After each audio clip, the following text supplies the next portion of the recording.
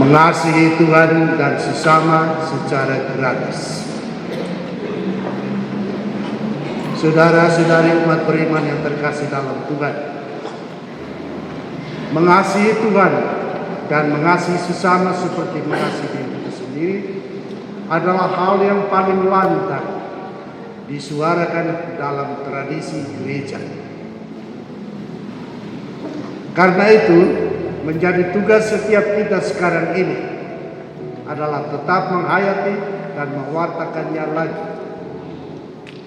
Karena hal ini adalah suatu kemenangan Injil, yaitu bahwa Dia menunjukkan perintah kasih kepada Allah sebagai hukum yang terutama dan yang pertama dari segala perintah yang terdapat dalam hukum Taurat itu.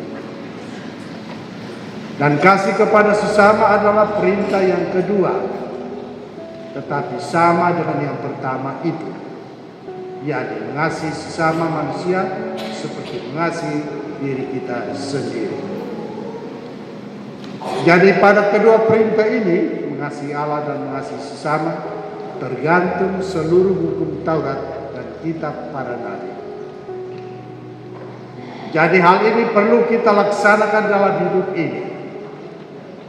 Memang harus diakui bahwa dalam prakteknya hal ini tentu amat sangat berat. Akan tetapi yang terpenting adalah bahwa kita tahu di mana terletak ukuran untuk menjadi seorang Katolik, dan bahwa dosa yang paling berat ialah dosa melawan cinta kasih. Baik tidak. Jadi yang terpenting adalah mengasihi Allah karena itulah hukum yang terbesar dan yang pertama. Kita harus mengasihi Allah terlebih dahulu karena Allah sudah terlebih dahulu mengasihi kita. Kita jadi orang Katolik karena Allah itu. Kasih kepada Allah ini mungkin kita pikir bahwa adalah sesuatu hal yang sangat abstrak. Bukan abstrak, karena Allah ada dalam hidup kita. Memang benar bahwa kita tidak bisa melihat Allah dengan mata telanjang kita ini. Ini tidak mudah tetap terjadi dengan kekuatan kita sendiri. Oleh karena itu, supaya kita dapat mengasihi Allah dengan segenap hati, maka dituntut supaya sadar dan percaya bahwa kita dicintai oleh Allah sendiri. Yesuslah bukti cinta itu, dan Dia datang untuk menyatakan kasih itu. Jadi kalau kita melihat dan menyadari kasih Kristus kepada kita, kita juga akan dimampukan untuk mengasihi Allah dengan segenap hati kita. Dari sebab itu, untuk mengasihi Allah dengan segenap hati, kita harus pertama-tama menerima Yesus. Kalau kita menerima Yesus, maka kita juga bisa menerima Allah dengan segenap hati. Contoh konkret adalah permintaan Yesus kepada seorang budak yang kaya yang datang meminta supaya ia boleh mengikuti Yesus, untuk boleh menjadi murid Yesus. Melihat dia, Yesus minta supaya dia pulang, jual segala harta miliknya, lalu bagikan itu kepada semua orang miskin, kemudian boleh datang untuk mengikuti Yesus. Akan tetapi orang itu merasa berat dan dia tidak bisa buat, maka dia tidak menjadi pengikut Yesus. Dia tidak bisa menjadi murid Yesus. Dan perintah yang kedua adalah mencintai sesama seperti mencintai diri kita sendiri. Jadi Yesus sangat menekankan seperti dirimu sendiri. Pandangan dan pendapat Yesus ini sangatlah revolusioner, artinya bahwa Injil ini atau kekristenan ini mengundang kita untuk mengubah pandangan dan sikap kita terhadap sesama kita. Bagaimana caranya? Caranya adalah harus kita sadari bahwa setiap orang lain adalah bagian dari diri kita sendiri. Pak Sedawan bilang, Ije au es, Ije au abiate, Ije hitviak ini. Kalau kita mulai sadari ini, Ije au es, Ije hitviak ini, maka dengan sendirinya kita sudah menerima dia untuk masuk, untuk menjadi saudaraku, saudara kita sendiri, sesamaku yang lain. Contoh, kita sedang berada di kebun misalnya, siang-siang seperti musim panas sekarang ini. Tiba-tiba satu orang lewat di depan kita, nampaknya yang sangat kehausan. Kalau kita panggil dia, "Woi Abiat, mau gife kah?"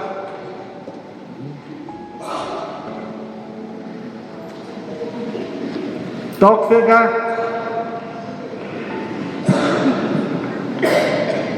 anpain onne, dan oleh panitia kirim dari amat. Lalu kita tawarkan air minum 1 gelas kepadanya, maka dia adalah saudaraku, dia adalah sesama. Akan tetapi, kalau kita pura-pura tidak melihat dia yang lewat di depan kita, dan lebih lagi kalau kita takut kepada dia, untuk panggil dia datang, pasti dia akan minta air minum, padahal air tinggal sedikit saja. Kalau kita berpikir seperti ini, maka kita tidak mau menjadi sesama bagi orang-orang lain itu yang membutuhkan. Ada pendapat yang mengatakan bahwa untuk bisa mencintai orang lain, kita harus mulai dari diri kita sendiri. Artinya mencintai diri kita sendiri lebih dulu. Mencintai diri sendiri itu bukan berarti egoisme. Karena egoisme artinya hanya untuk saya saja, tidak mau tahu dan orang lain. Jadi mencintai sesama atau mencintai orang lain harus dimulai dari diri kita sendiri. Dan mencintai diri sendiri itu bisa diungkapkan dalam berbagai macam bentuk. Misalnya kita menjaga kesehatan, minum obat bila kita sakit, berolahraga pagi sore. Terutama kita yang kerjanya duduk-duduk di kantor atau di rumah saja, kurang bergerak. Saya lihat dan alami di Atambua, di hutan jati, Nedok Motobik itu. Sore-sore itu ramai sekali orang berolahraga, laki-laki, perempuan, tua dan muda, anak-anak. Saya pernah bertanya, kenapa kamu ramai-ramai olahraga di sini?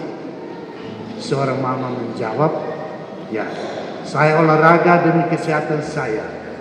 Mulai pagi sampai sore duduk di kantor, jadi perlu olahraga supaya sehat, agar tidak terlalu gemuk nanti. Ya.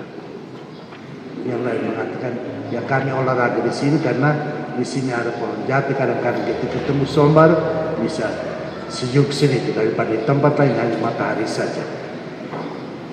Mencintai diri sendiri itu seperti anak sekolah yang belajar giat untuk masa depannya, atau tidak boleh minum racun bila frustrasi tentang sesuatu hal. Jadi mencintai diri sendiri artinya menjauhkan diri dari hal-hal yang merugikan diri dan orang-orang lain. Sedangkan egoisme berarti hanya ingat diri sendiri saja tanpa peduli orang-orang lain di sekitar kita.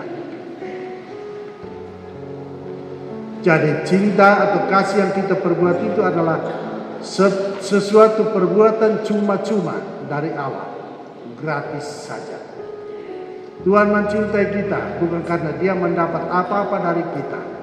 Tuhan mencintai kita secara gratis kita tidak bayar apa-apa. Ya,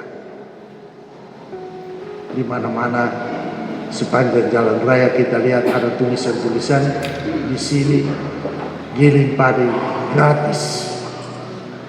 Artinya siapa yang mau datang mau padinya tidak bayar, tidak ada biayanya. Akan tetapi dedaknya atau utnya tinggal, tidak dibawa pulang.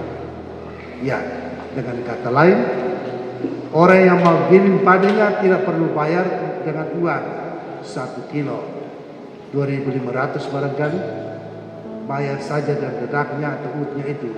Nanti pemilik mesin giling baru jual kepada peternak hewan, karena ut juga punya harga yang baik sekali. Jadi gratis pada giling padi tidak sama dengan cinta Tuhan kepada kita manusia yang gratis itu. Kita tidak perlu bayar, tidak perlu kasih tinggal ut pada pemilik mesin giling, semuanya diberi dan diperoleh dengan cuma-cuma saja. Oleh karena itu kalau kita berangkat dari cinta diri sendiri lalu mencintai orang lain, maka cinta kita pun harus gratis. Tidak benar bahwa kita mencintai orang lain tetapi kita menuntut sesuatu dari orang lain itu.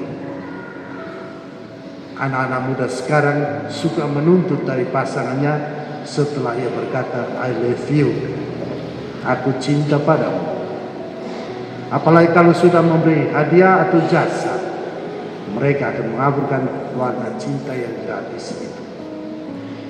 Saudara-saudari umat beriman yang terkasih, kita harus membuktikan cinta kita kepada Tuhan dengan mengikuti perintah-perintahnya.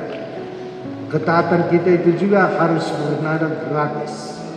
Karena sebelum kita sanggup mentaati perintahnya, kita telah menerima banyak sekali dari Tuhan secara cuma-cuma, secara gratis. Semoga kita bisa mewujudkan kasih cinta itu bagi sesama kita yang lain dan terutama kepada Tuhan secara gratis. Amin.